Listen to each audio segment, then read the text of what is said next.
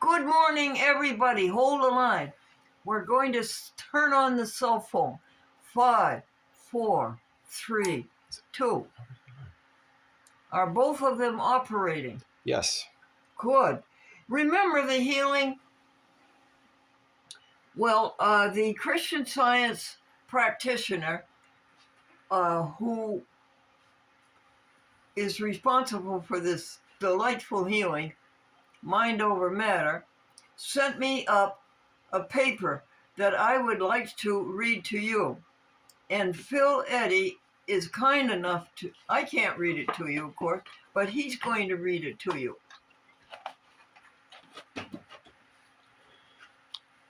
Prayer That Begins with God, Not Self by Christine Dreesen.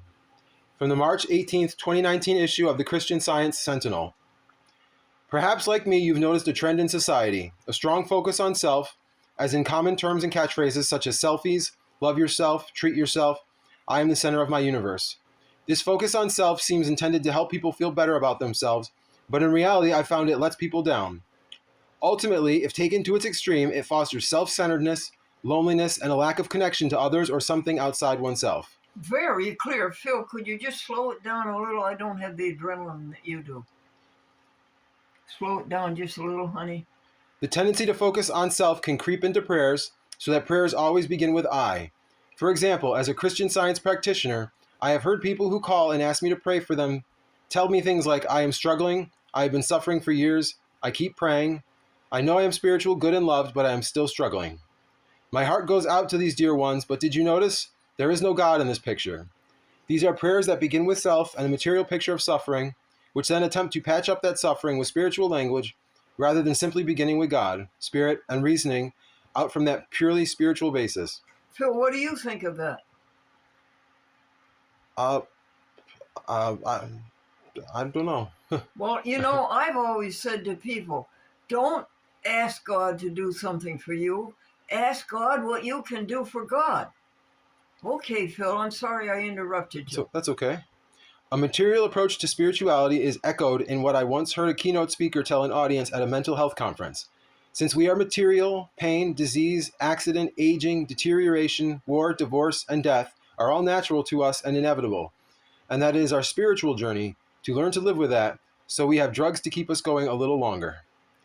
That message, which reports an outlook accepted by so many, contains little or no understanding of God as the source of our being. Bravo. It is the material view of man, which is essentially the story of Adam and Eve found in the 2nd and 3rd chapters of Genesis in the Bible. It describes man as material, having a mind of his own, separate from God and doomed to sin and suffer.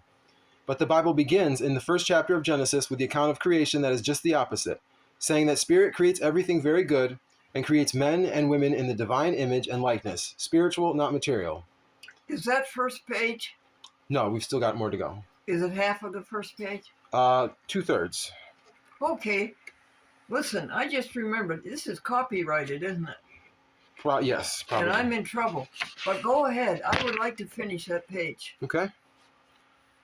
If we believe God created us as material beings, as is commonly believed, then we will have to accept suffering and loss as inevitable. But Christian Science reveals that since God's Spirit is our real creator, we are really spiritual and good, and health and peace are natural to us as God's image and likeness. It is helpful to clear up the distinction between matter and spirit. Many think that people are a mixture of matter and spirit, but in actuality, matter and spirit are opposites and can never mix together. Matter is that which appears to end and to begin and end, and to include both good and evil. Spirit is that which is eternal, infinite, and entirely good. Since God knows us as forever spiritual, not material, we can never lose the spiritual qualities that God gives us eternally, including